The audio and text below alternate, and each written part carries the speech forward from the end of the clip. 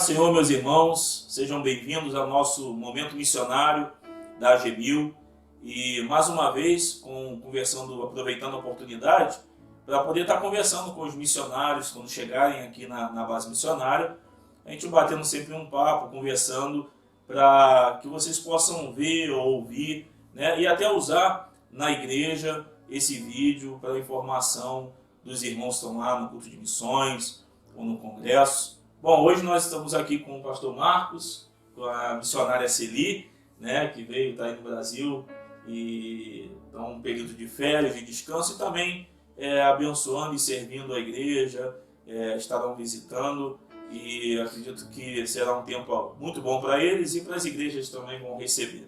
Amém?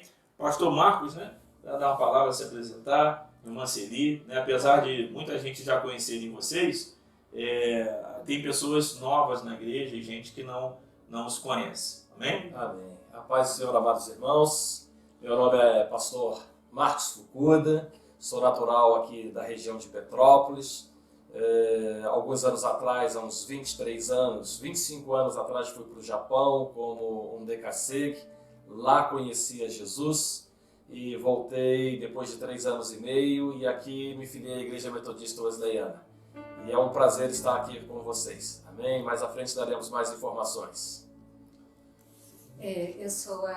Meu nome é Celi e eu tenho o prazer de estar aqui com todos vocês e contar um pouquinho da nossa história.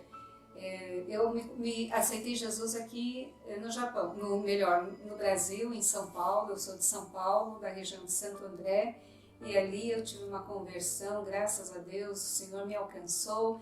E ali mesmo, quando eu aceitei Jesus já usando mesmo meu próprio pastor, dizendo que eu tinha um chamado para o Japão. E eu atendi prontamente e fui para o Japão e ali iniciou-se um trabalho também. Hoje está ali, esse trabalho é pela Assembleia de Deus, mas graças a Deus o Senhor permitiu que eu conhecesse meu esposo, nos casássemos, voltássemos para cá, para Petrópolis, e novamente retornando ao Japão, nós começamos esse trabalho da Metodista Wesleyana e pela graça e misericórdia de Deus continua ali até hoje. Já temos quase 20 anos ali. Amém. E pastor Marcos, às vezes o pessoal vê o missionário, ou vê às vezes lá o folder, né, com o rosto do missionário, e eles não conhecem muito bem como aconteceu, e até muita gente, eu, no caso, eu estou em missões porque eu olhava para uma coisa de acrílico, né, que tinha a foto dos missionários e ficavam no púlpito das igrejas e a gente intercedia no momento missionário. E eu me lembro que orando, né, pelo Japão, Priscila José Antônio, missionária Vilza, e tantos outros, eu orava, até que um dia eu ficava, será que Deus não vai levantar alguém para poder ir? Até que um dia falou, então vai você.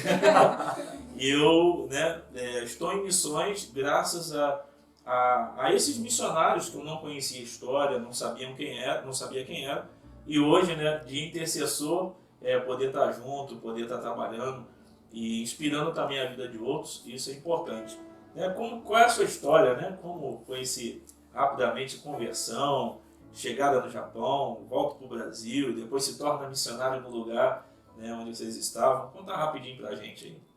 Eu fui para o Japão em 1991, assim um pouco temeroso, porque na época ouvimos muitas histórias que esses descendentes que iam trabalhar lá no Japão, eles acabavam sendo envolvidos pela máfia japonesa e ficavam lá em maus lençóis.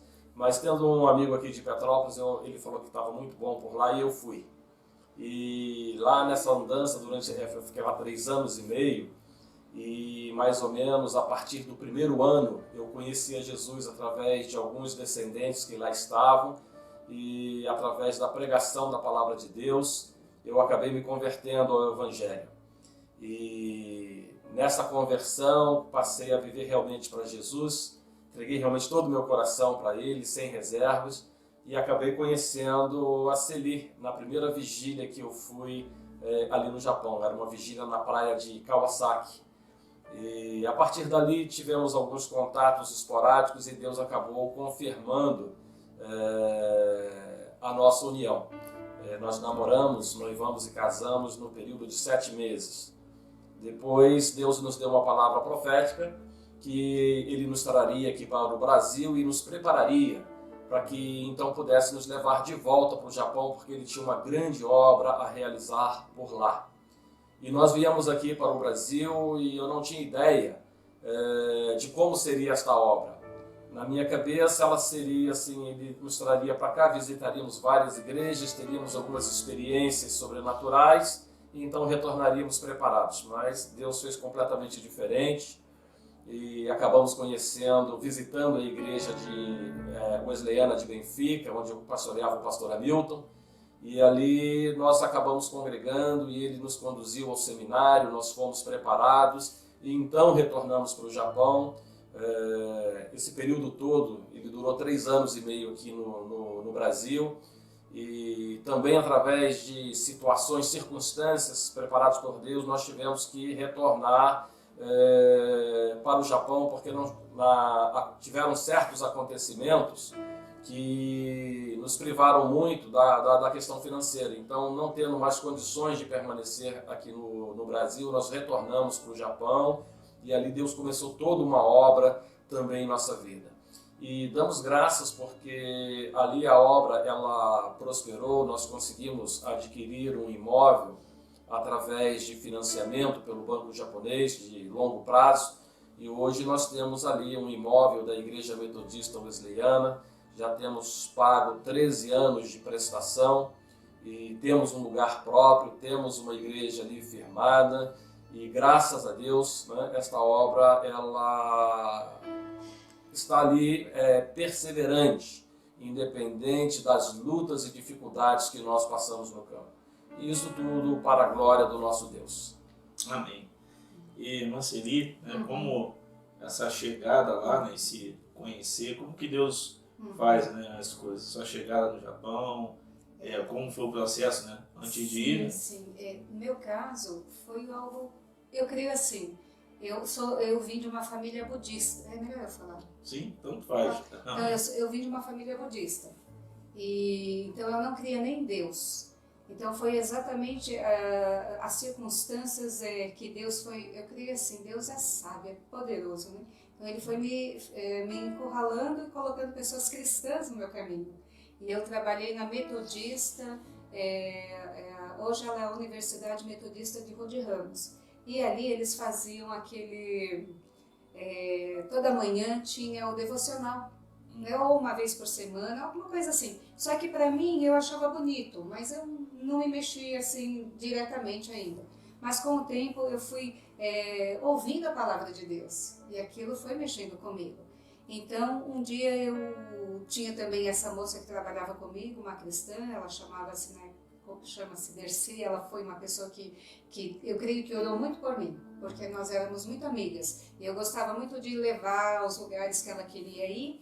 E foi através dessa moça, na casa dela, que ela casou, eu fui madrinha dela, e ela fazia cultos de lar.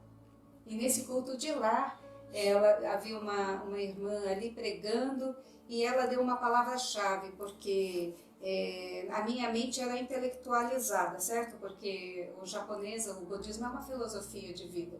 Então eu sentia que a minha mente realmente ela achava bonito o evangelho, mas eu falava, isso não é para mim.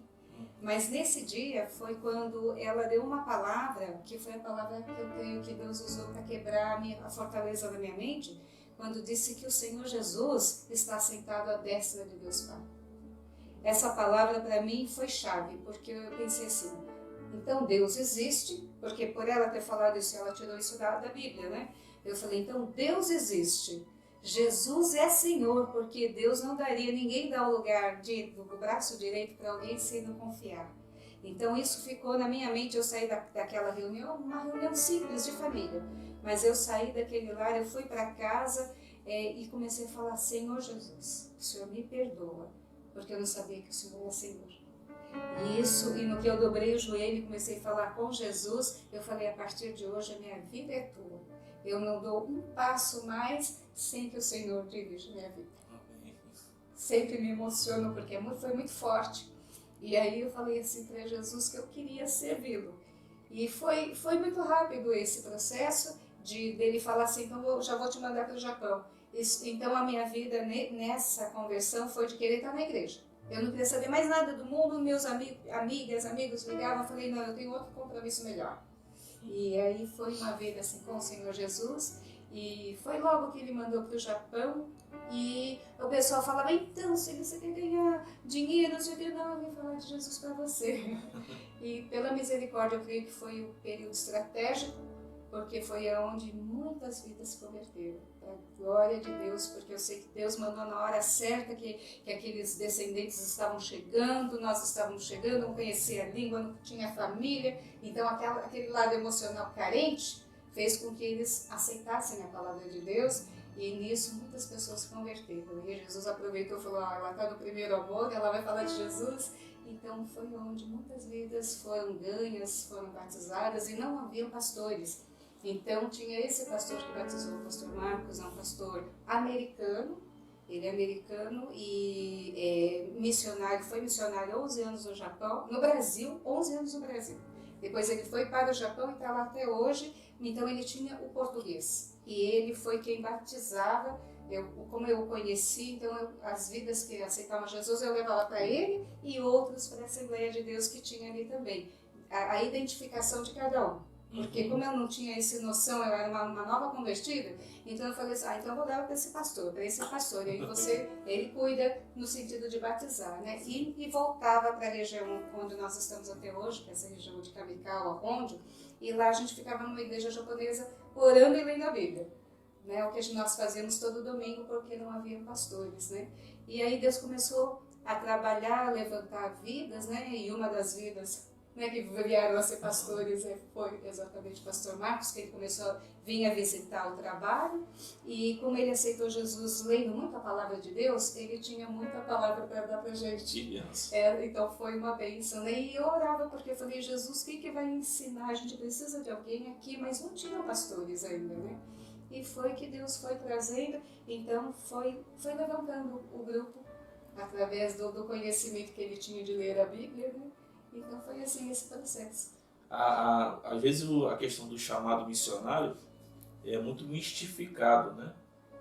Mas o interessante é esse, né? Eu acho que uma das evidências de conversão é o desejo de falar o que experimentou para outros. Isso. O caso da mulher samaritana, né?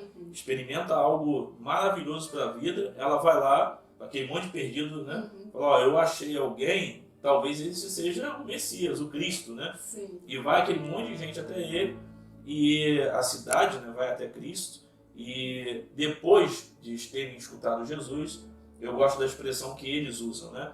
Nós viemos pelo que você disse, mas agora o ouvimos e cremos que ele é o Filho de Deus. Então as pessoas vêm por causa do nosso testemunho, e quando encontram Jesus, falam, agora eu fico por causa dele, né? Por causa de você. Amém. Né? E eu acho que um cristão ele tem que ver se existe isso no coração dele. Eu tenho realmente vontade de falar de Cristo para outro, né? Isso é importantíssimo, né? E acabou que casou. Sim, e Deus deu um pastor. Ele nos mandou para cá, ele disse, né? E aqui nós oramos para que Deus nos mostrasse a igreja, né? E foi na Metodista Wesleyana que nós já estamos aqui há mais de quase 25 anos, né? Nós estamos aqui. Então, quer dizer, foi uma direção de Deus mesmo para esse ministério, né? Então, nós somos muito felizes de estarmos aqui, somos muito bem acolhidos pela AGMIL, por essa igreja, pelo trabalho de vocês também, que nós devemos ressaltar que é muito importante. Amém. Glória a Deus. Acrescentando uma parte aqui que eu esqueci de me referir, como Decacere, e a maioria de nós que fomos para lá, nós fomos com um plano de ficarmos 2 anos, alguns no máximo 3 anos, acumular muito dinheiro, porque à época o Japão era considerado um Eldorado para esses imigrantes que estavam indo para a terra de seus ancestrais, e retornar com muito dinheiro, abrir negócios e se estabilizar por aqui. E eu estava também dentro desse projeto. Porém, quando eu me converti ao Senhor e posteriormente conheci a Celi, nós nos casamos, então eu falei para ela o seguinte, falei assim, olha Celi, em vez de nós trabalharmos arduamente aqui, juntarmos dinheiro para em 2, 3 anos voltarmos, vamos fazer o seguinte, né? Vamos estabilizar aqui, montar aqui uma residência e assim, aproveitar um pouco mais a vida, trabalhar assim um pouco menos e ficarmos um pouco mais de tempo. E assim nós vamos acumular assim, a quantia que desejamos e depois retornamos e fixamos a nossa residência lá no Brasil, né? Então esse foi o primeiro propósito, a primeira ideia que tive. Porém o Senhor ele foi usando cada vez mais vidas por lá, dizendo que Ele tinha um chamado conosco naquela nação.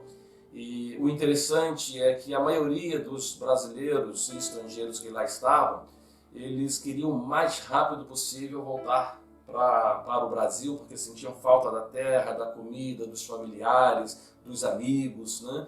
E nós, ao contrário, cada vez mais nos sentimos ligados àquela nação. De forma que quando Deus usou a palavra profética para que nós viéssemos ao Brasil, que Ele iria nos preparar, e nós viemos para cá, e essa nossa permanência aqui foi de 3 anos e meio, nós sentimos muita falta do Japão, da comida, de tantas coisas, e embora assim, gostássemos muito de estarmos aqui no Brasil, volta e meia a nossa mente estava por lá. E nós retornamos, né, no tempo de Deus, já estamos lá no Japão, nessa segunda etapa já se completaram aí 20 anos, e cada vez mais assim nós gostamos de estar vivendo lá, de sermos instrumentos na mão de Deus. Às vezes sentimos falta do Brasil, queremos viajar, vir para cá, mas assim, nós sabemos da necessidade e do compromisso que temos que ter com a obra de Deus. Para os irmãos que nos ouvem terem uma ideia, nós estamos lá há 20 anos, depois do nosso segundo retorno, sendo que como missionários já oficiais da nossa igreja, nós estamos há 18 anos, e nesses 18 anos é a segunda vez agora que estou vindo com a família ao Brasil. Nesse tempo todo eu vim 3 vezes, né? Uma numa segunda oportunidade por necessidades ministeriais, mas veio eu e meus filhos mais novos. E numa outra circunstância, minha esposa ela veio por causa da enfermidade de sua mãe, da mãe dela, e que posteriormente já veio também a falecer quando ela estava aqui em visita à mãe. Então, assim, né? Nós amamos aquela nação, sabemos que Deus tem um chamado e um propósito conosco lá, e nós vencemos todas essas barreiras e dificuldades de sentirmos aquela saudade tão grande do Brasil, das coisas do Brasil, a ponto de não suportarmos ficar no campo. Então, pelo contrário, né? E se alguma coisa nós temos, assim, alguma vontade ou necessidade, Deus ele é sempre fiel e às vezes Ele nos surpreende lá, né? Nos dando uma coisa assim que às vezes nós temos vontade de comer, né? Alguma coisa nesse aspecto, né? Então, foi dessa forma, está sendo dessa forma. Amém, que benção. Pastor, o trabalho, né, na Igreja do Japão, por ser um trabalho que tem também muitos imigrantes, deve sofrer suas dificuldades com a permanência, né, de pessoas. E como tem sido o trabalho lá da igreja no Japão? Né? Como tem sido?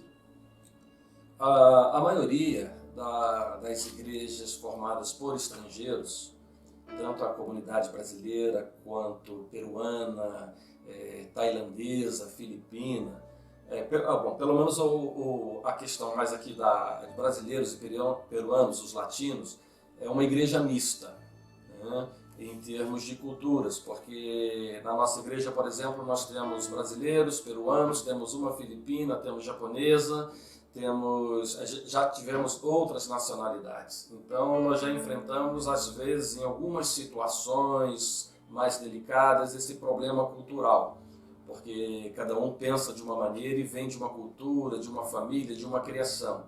E isso, às vezes, em situações de conflito, fica um pouquinho difícil de ser administrado e precisamos, assim, muito da graça de Deus. A outra é que, verdadeiramente, com essa questão da maioria que fazem parte da nossa igreja serem pessoas estrangeiras, elas não têm muita raiz no local. Então, algumas, por exemplo, depois de certo tempo, elas retornam para o país de origem. Às vezes elas mudam de cidade, de estado, indo para locais distantes, na qual nós não temos condições de dar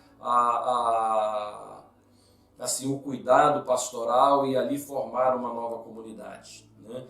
A não ser que essa pessoa ela já tenha assim, um certo, uma maturidade cristã e ali, de alguma forma, ela possa iniciar um trabalho nosso, geralmente um trabalho no lar, né? Então, por enquanto, nós não temos tido essa situação. Então, ao mesmo tempo que nós vamos crescendo, ganhando novas vidas, o que é muito difícil ali dentro do contexto que nós vivemos, depois de certo tempo nós corremos, né, ou passamos por essa situação de perdermos esses membros. Para os irmãos terem ideia, eu já batizei lá no Japão mais de 50 pessoas, fora aquelas que recebemos por adesão às doutrinas. E hoje nós temos uma igreja local ali, na atualidade hoje nós saímos de lá com 26 membros, né? Então a igreja, por um tanto, ela cresce, ela avança, ela alcança alguns membros e ao mesmo tempo também ela tem essas perdas, né? E isso dificulta muito a nossa obra missionária ali no Japão. E, irmã Celi, como que é a questão do trabalho com mulheres, né? A mulher que trabalha naquele contexto, né? Como que ela vive, a questão dos filhos, né? Como tem sido? Tem sido assim, preocupante. Para quem, as que vêm para a igreja, a gente começa a dar uma orientação melhor sobre a importância da mãe dentro do lar. Mas infelizmente muitas que não diria, as que vêm para a igreja começam a abrir a visão de que a mulher ela tem que cuidar da casa, do marido, dos filhos, né? Mas as que não estão muito preocupadas com o trabalho. Então elas têm aquela carga muito grande de trabalho, e lá se trabalha. No Japão a gente trabalha que nem burrinho de carga mesmo, muito trabalho. Aí chega em casa teria um trabalho dobrado. Mas só que as mulheres, se vão pelo dinheiro, pela parte material, acabam se cansando pelo trabalho, chega em casa não vai dar atenção aos filhos, então nós encontramos assim, muitos casos de filhos que até dificuldade de fala, emocionalmente com problemas, né? Então, quando vem para a igreja é onde a gente começa a ter um trabalho de restauração da mulher, para ela começar a entender o papel importante que ela tem dentro do lar, assim como o pai, né? Assim, claro, que os que se convertem também passam a ter uma noção, abrir a cabeça, né? De não ficar só pelo trabalho, mas acima de tudo, por Deus e pela família. E assim poder ter uma família unida, uma família em amor. Mas a tendência é muito forte da pessoa se voltar para o trabalho. Tanto um homem como uma mulher. E ficar no materialismo. E os filhos ficarem a rebeldia. Então, o que acontece desses jovens morrerem no Japão, não só japoneses como crianças estrangeiras estão se suicidando, a gente sabe que é por falta de suporte familiar, com certeza. Se a pessoa ela tem um ambiente familiar onde ela possa ser acolhida, ter o amor, isso, né, isso é tudo. Na verdade, isso é tudo. Né? Acaba indo para ganhar dinheiro e perde o mais precioso, né? O mais precioso, que é a família. Eu acho que, não só, né, no Japão, acho que no mundo inteiro, a questão do feminismo, esse de empoderar a mulher, né, e igualar a mulher com o homem. Isso. E a mulher deixa de ser mãe, esposa, e se torna às vezes uma grande empresária e ganha muito dinheiro. Mas no final, o que a gente tem visto, são muitas mulheres que deixaram de lado esses princípios, né? Que não é só cristão, é princípio da vida, né? Do homem, da mulher, isso aí. E acabam ficando em depressão, vivem abaixo de remédios. Nós acabamos tratando muita gente assim na igreja, né? De a mulher às vezes saiu e foi tentar ganhar a sua vida e acabou perdendo. E vivem à base de remédio, depressão, e não conseguem olhar para a casa, né? A criação de filhos e ser esposa com uma coisa boa. E isso é uma coisa muito preocupante. Eu imagino que no lugar que se trabalha muito mais, isso deve ter mais casos assim, né? Muitos casos, assim. O peso do trabalho lá é muito grande, né? Estamos falando aqui no aspecto de que as pessoas elas são materialistas e querem ganhar mais para poder ter um melhor padrão de vida. E isso lá é uma realidade porque realmente assim, muitos se empenham nesse aspecto. Porém, o outro lado também, por exemplo, se pegarmos o oposto, não, então vamos pegar mais leve, aí a questão financeira, pelo que é assim o contexto japonês, fica muito difícil da pessoa ela sobreviver ali. Porque ali é normal que tanto o homem quanto a esposa trabalhem, porque só o salário de um homem não sustenta a casa. Né? Ou se sustentar assim, é muito limitado, o custo de vida lá é altíssimo, as coisas são muito caras. Né? Então, às vezes as pessoas pensam, né, poxa, lá no Japão tem tudo do bom e do melhor. Né? Realmente tem do bom e do melhor, mas ela também não é acessível a todas as pessoas. Quem quiser ter esses bens tem que trabalhar e trabalhar muito. Né? Então esse é um tipo de vida ali que tem massacrado a sociedade japonesa, e nós estrangeiros que também fomos para ali, de alguma forma nós temos que viver segundo o curso da coisa ali, porque se não for dessa forma fica inviável morar no Japão, viver no Japão, e não teria o porquê viver no Japão, exceto aqueles que, por exemplo, têm um chamado, então estão lá não pelo dinheiro, mas por causa do reino de Deus. Né? Então, nesse contexto, é necessário que essas pessoas trabalhem, e algumas elas querem até trabalhar um pouquinho menos, né? E descansar um pouco mais, usufruir e aproveitar a família. Mas isso às vezes não depende da pessoa querer, porque uma vez que ela está trabalhando em uma fábrica ou em uma empresa, existe ali uma certa exigência, uma certa cobrança para que a pessoa ela esteja ali, porque se ela quiser fazer da maneira dela, já não interessa para a fábrica. Né? Então, assim, é uma cadeia, é uma corrente. Não é tão fácil, né? Não é tão simples de ser resolvido. Né? Aproveitando e falando de questão financeira, né? Então a dificuldade, né, da questão do sustento, né? Às vezes as pessoas no Brasil não têm a noção de que uma certa quantidade de dinheiro enviado para o campo, e às vezes não supre a necessidade do missionário que está lá, porque tem a questão do câmbio, e ainda fazendo o câmbio tem que ver se esse dinheiro dá para viver naquele lugar, né? Às vezes a gente tem um custo de vida aqui de um jeito, e às vezes quando pensa assim, um missionário está recebendo 5 mil reais, né, pensando em reais, às vezes pensa, ele está ganhando muito bem, mas às vezes fazendo o câmbio reduz isso em 3 vezes menos, e o custo de vida também é altíssimo, né? O custo de vida é altíssimo. Como é essa realidade no Japão, né? Imagino a dificuldade do câmbio e o poder de compra daquele valor que é cambiado, né? Aqui em parte de alimentação, depois a minha esposa ela vai ter a oportunidade de falar, porque ela é aquela que cuida bem dessa área, mas assim, algumas coisas também que eu queria colocar para que vocês entendam, né? A diferença de cultura e de situações em que vivemos. Nós entramos aqui no supermercado, nós ficamos assim, não tão assustados porque já conhecíamos isso, mas assim, assustados no sentido de que lá no Japão é muito diferente. Por exemplo, você vai comprar batata, você chega na banca de batata no mercado, tem aquela montanha de batata. Você compra 1 quilo, 2 quilos, 3 quilos, quantos quilos você quiser. Né? Você vai para comprar tomate, a mesma coisa.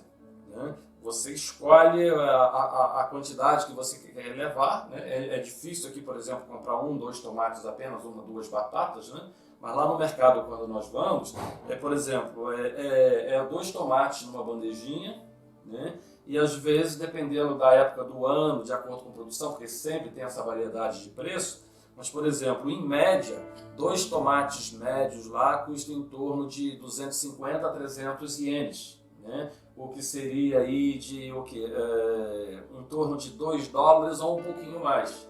Então você vê, 2 tomatinhos, né? Tomate aí que se você colocar ali na balança vai dar umas 300 gramas de tomate. Você paga aí 7, 8 reais. Aqui na época de tomate, digamos assim, né, que tem muita oferta, nós vemos que produtores jogam fora porque não compensa ele transportar isso para o mercado. Isso eu digo porque meu pai já foi agricultor, eu já morei dentro desse contexto aqui, e nós sabemos que às vezes assim fica menos prejuízo para o agricultor ele jogar fora do que ele encaixotar e levar para o mercado, porque a caixa de madeira ela tem o seu custo. E quando nós levávamos algumas mercadorias para o Ceasa, ficava mais caro o preço da caixa do que a mercadoria que estava ali dentro para você vender no Ceasa. Então é onde os produtores jogam isso fora. Então aqui a fartura, a abundância, as coisas assim, aos montes. E aí se a pessoa vai comprar meio quilo, 1 quilo, é problema dela. Mas lá no Japão, por exemplo, se você falar, eu quero comprar 1 quilo de tomate, ninguém entende o que você está falando. Você tem que pegar lá 1, 2 ou 3 bandejinhas, você vai pegar de acordo com o que você necessita. Isso não é só no tomate, né? Por exemplo, saquinho de batata, às vezes ele vem assim com 4 batatas, com 5 batatas. O pepino, vem 2 pepinos, pepino japonês, aquele pepino fino, são 2 pepinos numa bandeja, 3 pepinos. E caro, né? E caro, né? Isso é em termos de verduras, legumes, né? Recentemente agora eu li uma matéria, estamos com problemas climáticos no Japão, as chuvas irregulares, e as hortaliças tipo alface, temos também o repolho, tiveram aí aumentos de 200% a 250% de aumento. Então, por exemplo, um pezinho de alface lá, bem mirradinho, né, custa em torno de $3. Né? Aqui eu não sei quando na feira que você pega aquela alfacezinha, porque tem aquelas mirradinhas que eles vendem 2 por R$1, aqui eu não sei quanto é que está agora, né? E vem 5 verduras, às vezes por 5, 6 reais. Né? Então seria tipo R$1 cada um. 70, 80, né? R$1, né? Alface. Isso, né? Então existem essas coisas, né? Agora a Selic, ela é aquela que geralmente está fazendo compras e cozinhando lá, ela sabe um pouquinho mais da dificuldade. É a área que nós mais gastamos no Japão. Né? E fazendo economia, porque eu tenho essa noção de que não tem como fazer em abundância, né? Então nós temos que, eu procuro preços menores, qualidade, tem que procurar, porque senão vai gastar demais. Então a gente evita mesmo o desperdício. É uma coisa que a gente aprende a não desperdiçar mesmo. Eu já vi de uma família com uma mãe que ela teve 5 filhos, então ela não aceitava desperdício de comida. Então eu aprendi com a minha mãe, né? Então a gente evita desperdício, feijão, se for comprar, porque como é tudo mais caro, ainda mais coisas do Brasil, se a gente comprar 1 quilo, tem que render, porque ele é muito caro. E por isso que meus filhos chegam aqui, estão comendo todo o feijão da Gemil, porque... Né? Então, os produtos, feijão da Dona Guilhermina é bom. Da Dona Guilhermina é muito gostoso. Então é assim, né? Tem que ter a sabedoria, porque senão se a pessoa não souber viver na nação que Deus manda, ela não vai conseguir viver.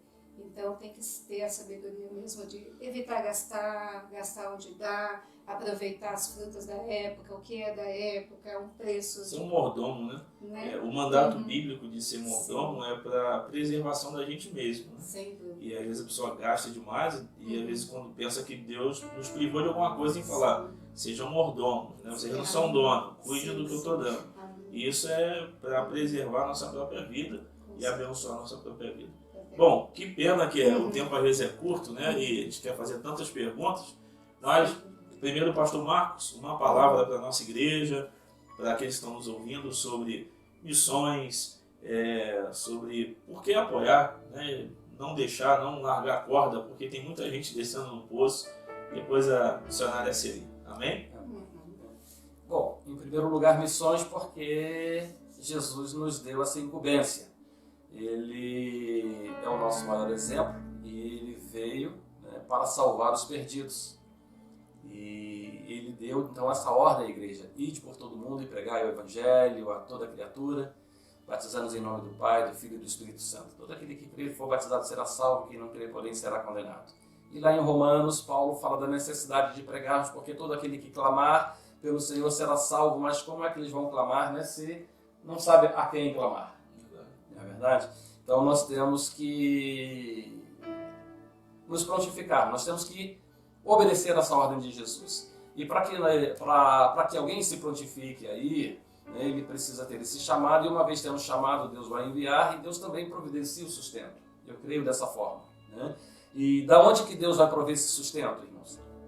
Daqueles que Ele tem chamado, que Ele tem abençoado, né? Então, nós lá no campo, nós dependemos de que haja por trás desse nosso ministério alguém que nos dê o apoio espiritual, pessoas que orem e intercedam por nossa vida, nossa família, pela obra que lá está, pelos irmãos que estão se convertendo, pelas vidas que estão perdidas e que precisam ser encontradas, e também esse suporte para que nós possamos nos manter no campo missionário.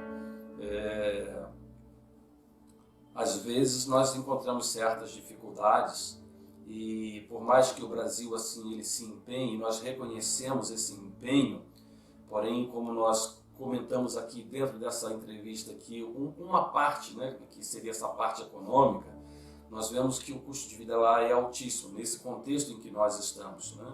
E às vezes a igreja aqui ela faz um grande esforço, ela levanta uma quantia considerável, substanciosa, mas às vezes dentro da necessidade que nós temos lá, ela não é muitas vezes suficiente, né? Mas Deus é aquele também que abre portas, Deus é aquele que envia a sua providência de alguma maneira. Estou aqui agora, por exemplo, me lembrando da situação quando Elias estava fugindo ali dos 450 profetas de Baal, né? Deus providenciou um povo para levar alimento para ele. E depois que o ribeiro de Querite secou, Deus mandou ele para Sarepta. E ali falou, vou lá, eu vou ordenar uma viúva que te sustente. Né? Isso é completamente insano, porque uma viúva dentro daquele contexto naquela época, né, e uma viúva pobre ainda, era zero de condições de poder manter. E Deus, de uma forma miraculosa, levantou o sustento não só para Elias, mas também para aquela casa, aquela viúva e seu filho. Então Deus, às vezes, ele tem nos surpreendido, né? E apesar de todas as dificuldades que nós enfrentamos, né, queremos, acima de tudo, glorificar a Deus, porque através dela nós também temos aprendido muitas coisas com o Senhor, desenvolvido a nossa fé, Deus tem mostrado a sua fidelidade, e nós temos assim também desenvolvido relacionamentos com muitos irmãos que têm nos apoiado no campo, orando, entrando em contato com igrejas que nós fazemos, que eu faço assim, algumas conferências missionárias através de vídeo, né? Então eu agradeço a todos vocês, sei do esforço e sei da dificuldade que o Brasil está passando, da crise que ele está enfrentando, e sei que os irmãos estão se empenhando para nos dar o melhor. E aqueles que ainda não foram despertados para essa área, que abra o seu coração, porque Deus quer usar a sua vida para você ser um abençoador. Amém? Então, muito obrigado a todos vocês. Eu também quero agradecer a toda a Igreja Metodista Wesleyana, porque por trás, né, de um missionário eu vejo a importância de um suporte, não só a nível espiritual, mas também nesse sentido financeiro que a igreja tem contribuído e orado bastante, né? Então nós vemos que nós não estamos sozinhos nesse campo. Jesus nos mandou, o chamado é nosso, né? A chamada é da igreja, e unidos nós podemos continuar essa obra. Então eu creio assim, quando nós recebemos um chamado, nós podemos ter a convicção e ser perseverantes. Não pode desistir no primeiro ano, no segundo, no terceiro. Tem que suportar, porque uma obra, para ela crescer, no mínimo, não sei se 15, 20 anos, eu diria que ainda é o mínimo, porque para Deus, um dia é como 1000 anos, não é? Então nós temos que perseverar, e a nossa alegria e gratidão a Deus, além do todo amor e cuidado que Deus tem para conosco aqui naquela nação sofredora, escura, que eu oro para que ela seja clara, que ela venha a ser, que japoneses se convertam também, muitos japoneses, mas eu sei que por trás de tudo isso existem pessoas trabalhando aqui, como o pastor Alex, sua família, a dedicação deles, de todos os missionários que aqui estão, e de uma igreja que tem orado por nós. Muito obrigado.